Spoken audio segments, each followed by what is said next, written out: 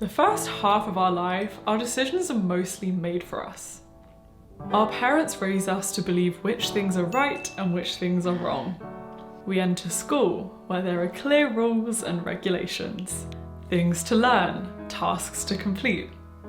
But as we get older, we gain something which is both exciting and absolutely terrifying: the freedom to make our own choices. It happens slowly. What subject do you want to drop at GCSE?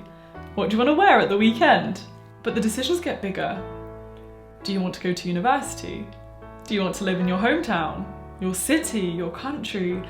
Until eventually, at a different time for every individual, the big weighted question arrives in everyone's lap. What do you want to do with your life? And until this point in time, there has always been a correct answer to most things. You have, of course, been trained how to succeed in exams, a place where correct is paramount. And so you crave an answer. You rush, anything to rid yourself of this heavy uncertainty. And you look to society. What is everyone else doing? What are they respecting? Okay, so my mom says that I can make more money being a dentist than becoming a musician. And yet, no one who looks like me is doing that job that I thought I wanted, so I might as well pick something more realistic. And so often, in a desperate hope to soften the question of what to do with our lives, we jump headfirst into something easy and hopefully respected and something obviously within reach, because to fail would perhaps be even worse than to be uncertain. But something I'm starting to realise: there's no right answer. There is no right way to live your life, no matter how hard you search. And the second we realise that there is no singular, one important and defining right way to live our lives, we actually begin living it. Hey there guys, and welcome back to Unjaded Jade. So I recently just graduated university. Cue the existential dread. I don't know what I'm doing next. I don't know what my next step is, and I have been quite terrified about that fact and just been very scared about the uncertainty of my life. And as a very type A, study tuber, planning type person, I think uncertainty is one of the scariest things that someone like me can face, because I'm just so used to having a plan and knowing where I'm going with my life. I love having goals, but I've been sitting with it a lot, and I've had some realizations that I would love to share if you're also going through a point of uncertainty. Before I jump in, this video is so fittingly a paid partnership with the wonderful platform BetterHelp. I have been having online therapy with BetterHelp for actually almost a year. I started it in last September, and I started it not because I was in a crisis, but because I believe that just being a human navigating this world can be very difficult, and therapy just gives you so many tools to live your life better. For me, it's an investment that I make in my mind, and it's just so valuable. I love my therapist. I literally talk to her from the comfort of my bedroom. She helped me through my last year of uni, and now it's been so amazing being able to talk to her as I navigate my postgraduate life and working out what I'm doing next. BetterHelp makes therapy so accessible because they help match you with the right therapist. A lot of people are scared to do therapy because they're like, what if I don't like my therapist? But they do this easy questionnaire with you to kind of work out what your needs are, what you might want in a therapist. And then the beauty of it is, if you don't like them, you can so easily switch. It's super common. It actually happened to me. I didn't love my first therapist, and so I switched really easily, and now I'm with someone who I just trust and is so brilliant. So yeah, no matter what you're going through in life, I just can't recommend therapy enough, and BetterHelp makes it so easy, and it's just so flexible to access as a platform. There's a link in the description, and if you click it, you're not only helping support this channel, but you'll also get 10% off your first month, which is so good. I wish I'd had that when I first heard about BetterHelp, and you can connect with a therapist and just see if it's for you. Thank you, BetterHelp. Okay, so back to my life crisis. So as I say, I'm just someone who loves planning. Makes me feel so on top of my life when I'm like, oh yeah, here's the next goal I'm trying to achieve. And I was very, very close to just copying what a lot of my peers were doing. Like, I almost just applied to a bunch of random corporate jobs that I didn't really want. Or I was so close to moving to a city just to be with my friends. And there's nothing wrong with doing those things. And also corporate jobs are amazing. I probably will get one myself. But yeah, my intuition just told me that I should wait and should just sit in this uncertainty, and that there was some other path that I was meant to be taking that wasn't just like doing what everyone else was doing. And I am trying to learn to see uncertainty as a gift. And why is that?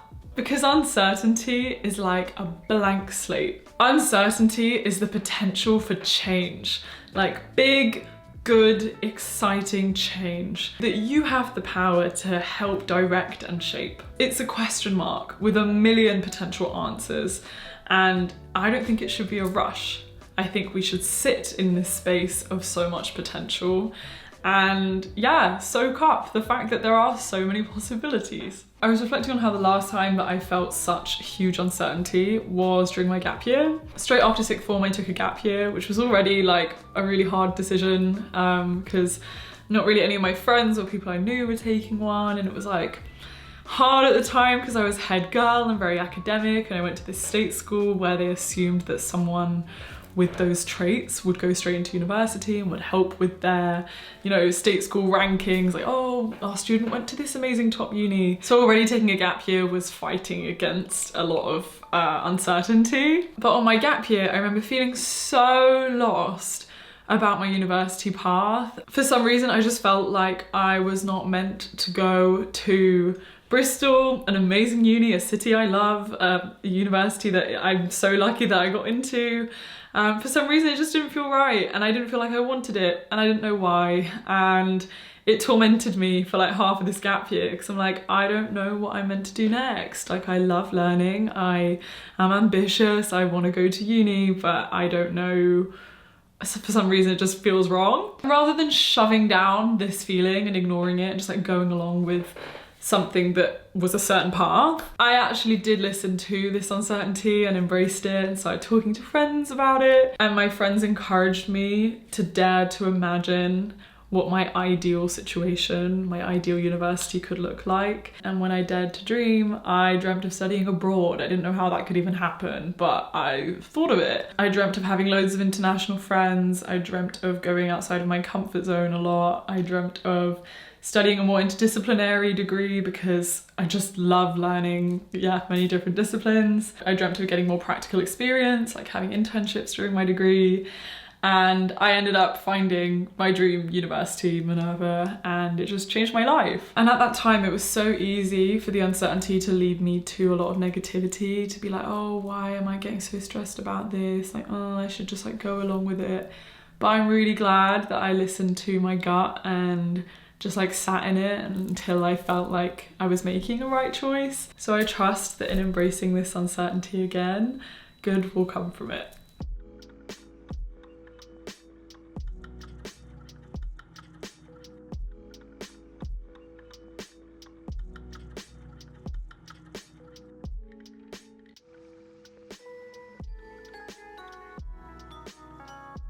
The first mindset is the easiest one to fall into, and I think is how most of us approach uncertainty, which is a scarcity mindset.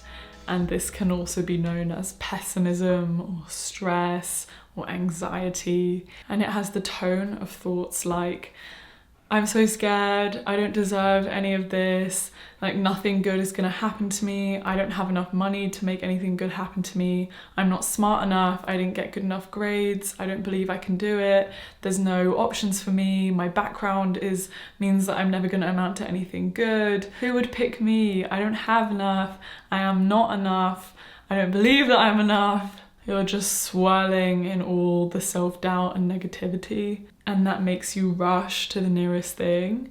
And then there's the mindset, which is the one I'm trying to cultivate and the one that I hope you can cultivate, which is the abundance mindset.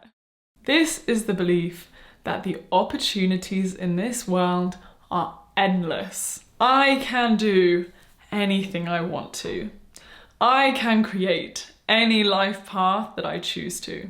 I am magnetic. The universe conspires in my favor. I am so grateful for all these opportunities that are coming into my life. There are always options. I am working hard towards my dreams. And this mindset helps you cultivate imagination. It lets you dream because you see the world as malleable. An abundance mindset does not need to be rooted in logic and rationale. It needs to be rooted in optimism and dreaming. So for example, if you know rationally that there's such a low chance of you being able to study abroad because of your passport strength, because of your financial situation, that can so easily lead you to scarcity mindset. But an abundance mindset would say, there are always opportunities for people like me to study abroad.